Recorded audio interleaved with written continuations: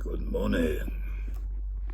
So I already filmed a dance video this morning, but I wasn't very happy with it, so I thought I'd change the content of the dance video and try and produce another one. But now as I'm about to start recording this, I just can't be bothered, man. Honestly.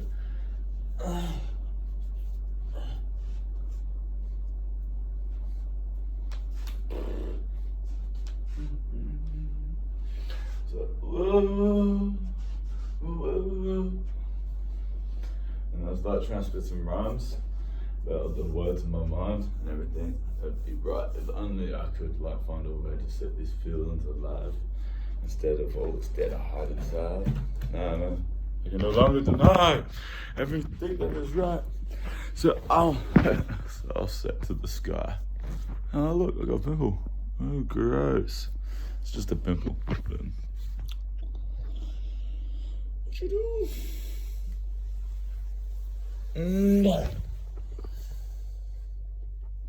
Hi.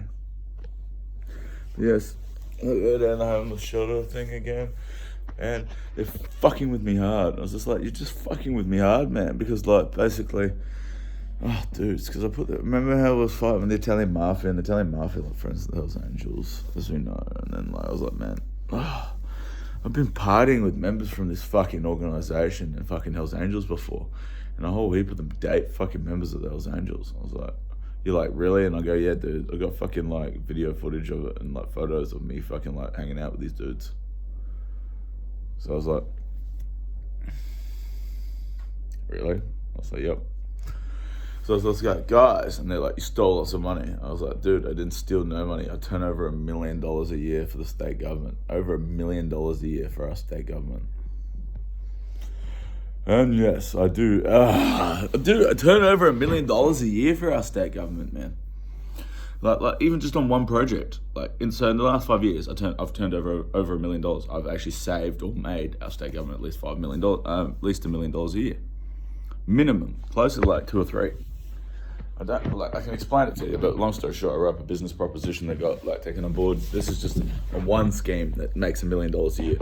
So I wrote up this one scheme for which was for, basically the costing I did showed that it was more cost effective to house people that were living on the poverty line than living them in a position which would for them being homeless, because they're more dependent on our legal systems, so our courts, judges, lawyers, and on our medical system and on our police and that. And basically one fucking trip down the hospital, man, costs over $1,000 nowadays by an ambulance, man. One fucking night in prison's fucking upwards of $300 to $500, man. I was like, dude, it only costs $100 fucking dollars a week to put one of these guys in a fucking home, man. $100, $200 a week. So I was like, man, there's got to be more evidence to support this theory that I had, that fucking it'd be more cost effective to house these guys and leave them in a position like the one I'm in now, where I'm fucking dependent on these hotel rooms at the moment, so I don't get stabbed on the street by these cunts that are trying to kill me. But anyway, long story short, I did a lot of research into it and found out that it was a widespread problem. There's over 1,000 people that were left in this loop, and I needed to come up with at least homes for half of those people, because half the people weren't accepting help, the other half were blah blah. Anyway, now I've closed every loophole in every fucking government service, so these guys can always have a home if they want one. And that's why I was pretty disgusted at this service for not providing me with any help. But then I remembered the reason why they didn't provide me with help last time for over 1,000 log-booked hours of me fucking engaging with this service was because there's 30 fucking cunts there that provide services to about 30 fucking homeless people that are permanently homeless people. And the reason why there's 30 fucking people that are permanently fucking homeless is because, they literally these people themselves actually continue to facilitate these cycles of fucking neglect and poverty and homelessness. You know what I mean? Serious, man. Half the fucking dudes at the centre actually fucking backpedal fucking drugs to the fucking community, man. They're fucking literally, man, they're massive fucking drug addicts in that centre. If you don't believe me, go down there, man. The cunts are fucking cooked off their dick every day of the week. That's what they spend their fucking government NGO money on, is fucking going and get off their fucking dick. I actually had, to the point where I actually had to put charges in against the manager, the acting director. I was like, man, if I didn't put charges in, I fucking went down to the police station and had to do a report. So I was like, dude, you are literally frothing at the corner of the mouth and having a fucking verbal argument with me over this matter. I was like, dude, he was just like, you guys don't deserve it. And I was like, man, how can you feel as though we don't deserve fucking help, or we don't deserve these assistances, when your job is to work for a non-for-profit government organisation, assisting people in these situations? Like, your job's meant to be all heart. You're just meant to care about this shit. He's like, what are you going to do about it? I was like, oh, I fucking went, you're off your dick. I know you get your fucking heroin from my fucking mate down the fucking road. It's the HA. I was like, I've got a couple of photos of us together drinking at the bar, man. I was like, I'd hate to go down to the police station and have to file a report saying that I believe you to be a Hells Angels assistant. I know you to be intoxicated, and I know you to be operating a motor vehicle. Like, you know, and that flags at least a fucking regular everyday traffic, like, you know, citation. Police officers are going to come around here and fucking like check this the fuck out. Anyway, he's like, yeah, that's not going to happen. Next minute, fucking guess who's around there, fucking checking it out. I was like, yep, straight up. The man got pulled his fucking head in, and then he gave me a hotel room the next day. That night, he went, I'm sorry, I didn't mean to fucking like neglect you or leave you in a cycle of fucking. I was like, bullshit, cunt. You left me in this position for fucking 2 fucking years last time. It was for 2 fucking years I left me in this fucking position. I was like, man, I can't actually handle it this time, because like my worth to society is great. The amount of money, and yeah, I've basically founded about 200, between 200 and 500 homes. It's about 500 total homes across the fucking state for people living on the poverty line or people that have found themselves in hard times. There's at least 500 new open doors that have been like erected in the last about 5 years, in the last 3 years actually. Yeah, thanks to this man right here. So like, if you ever do find yourself in one of these like crisis situations, there is an option for you. Either you're eligible for one of these fucking like intermediate care program type homes, or you fall into like the more intensive care types. So you either have to go to the hospital because you have physical health issues or mental health issues, so then you have to go to like the Julie Farr or any of the short-term mental health stays. And if that's not the case, then it's probably a drug or alcohol dependency, which then forces you to the towards independence program.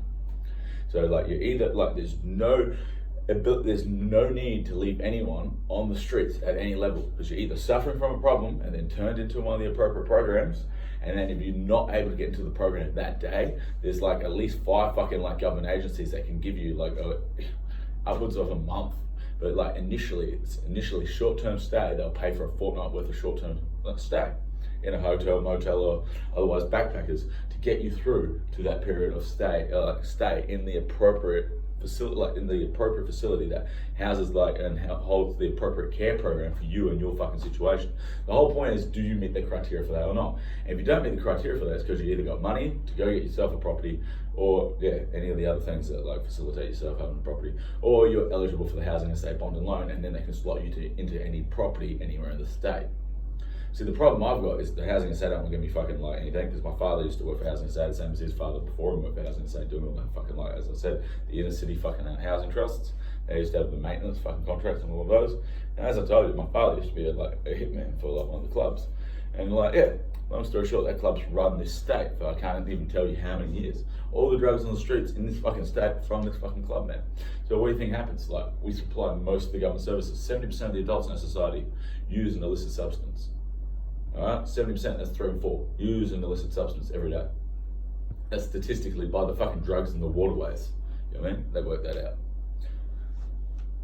It's scary, you know what I mean? So if we're supplying most of the drugs in the state, we're probably supplying to between 1 to 2 of those people. So like, half the people I'm going to come across on the street are going to be pissed off with me right now for obviously outing them for being fucking drug addicts, when only 1 in 10 people is usually willing to admit to their drug and alcohol dependency. The statistic, only like 1 in 10 is willing to admit to it, but we got like fucking like 3 and 4 using. Right, 3 and 4 using, you go, what's the percentage on that? I go, mate, that's fucking like, that's 3 and 4, what's that? Fucking 6, 7 and 10. 7 and 10 are using. Only 1 in 10 is willing to admit to it. So 6 out of 10 are fucking closet drug users. That's the statistic, bro. Like, that's the way the world's become, at least that's the way the Adelaide's become. And you go, it's not. And I go, actually, Adelaide has the lowest price for methamphetamine in the entirety of Australia, and has the highest per capita use of illicit substance anywhere in Australia. Why do you think the price is so fucking good down here, man? When you go, why Adelaide? I go, mate, it's because we're between the 2 fucking ports, mate. We're the bridge between the fucking 2 countries. Between WA, which all the shit comes in, through the fucking docks over in WA, and Sydney, East Coast. A lot of the fucking coke comes in Sydney, East Coast, and then obviously like Queensland, which all the shit comes across from the fucking like Asians, mate. So where's it all funnel through? Adelaide. How are you going to get through Adelaide? There's only fucking the one fucking path. Well, there's a couple of paths through Adelaide. But it's all on camera. So you don't think all the clubs set up in Adelaide to capture the fucking drugs and to fucking like warehouse the drugs that are getting shipped between the east and west coast? Of course they did, bro. It's the same thing they did in America with the Route 66. That's why they fucking set up all the way across that diagonal road that cuts between the top and bottom of America. It's because you can fucking like, if you got somewhere in the middle there, you can drive from the middle to either side of America with a large amount. Very fucking, like, yeah, within a fucking day, basically, man. Within a day or two. The same as it takes, it takes a bit longer than a day or two. No, man. I can drive from SA to WA in 2 days. Well, I've done SA to Perth in 2 days. You know what I'm saying? So, really, it's all about you, like, you know. Yeah, was I personally, I said, if you had your mate say, hey, look, I need a fucking kilo of Colombian Bam Bam. You know what I'm saying? It's disgusting that our fucking government's facilitating this type of stuff, but at the same time, it's really not. It's one of the most beautiful things on earth that our government's facilitating this type of stuff. What I have a problem with is when that drug goes from something of an indulgence, something of an indulgence or a pleasure in life, to creating problems and hurting people's friends and loved ones, man. So when these government care workers obviously abuse that substance to the point where they're no longer able to perform their duties as government care workers, and they're no longer able to obviously complete their duties as those fucking workers, which they have the same duty of care. They're the same fucking person as a police officer, a judge, a lawyer, anyone else. They have a fucking responsibility in the community to look after the community. And what, when they're we're not going to hold them accountable for it because we feel as though like they're somehow different to a police officer or somehow different to a judge or a lawyer? All these government positions are fucking like for the most righteous amongst us, not the most fucked up and like hideout fucking like belligerent cunt, dittering fucking useless motherfucker. No, these positions are for Australia's fucking best. And yeah, they do get paid appropriately. They get paid to sit there behind an officer's desk and do fuck all, mate. I get paid the same amount to shovel shit in a fucking paddock or fucking put bricks in a fucking wall, mate. Do you know how much fucking effort it is? Spending all day breaking my back, mixing fucking concrete and mortar to fucking build you a fucking house so you can sit in a fucking lovely, warm, air-conditioned fucking office and fucking like do what? File paper, like fucking like, well, serious. They don't even fucking send half an emails off, mate. My fucking worker at the moment hasn't even got 20 fucking people on her list. Hasn't even got 20 people, and she can't find them a fucking house. As I said, there's 30 fucking workers for 30 fucking homeless people, and they can't slot these people into programs. You couldn't like do 30 people in a week, mate. I could do 30 people in a day, slot them into the appropriate program and have all my paperwork sent off and be ready for the next batch. Does she have a fucking job if she does that? No. What's she gonna do for the rest of the week? I guess she could work on engineering new programs for the community. Can she think fucking like, does she have the foresight to do that? Does she have the fucking intelligence to do that? Absolutely not on fucking earth, mate. You know why? Massive fucking drug addict. What does a fucking drug do? Mate, it's known to limit your abilities. Why do we not want people driving fucking cars on fucking illicit substances? Because it's a known fact that these things diminish our ability to perform our fucking duties, mate. Like, yeah, especially when we use them to excess. They literally fuck our brains up and impair us from doing our fucking work.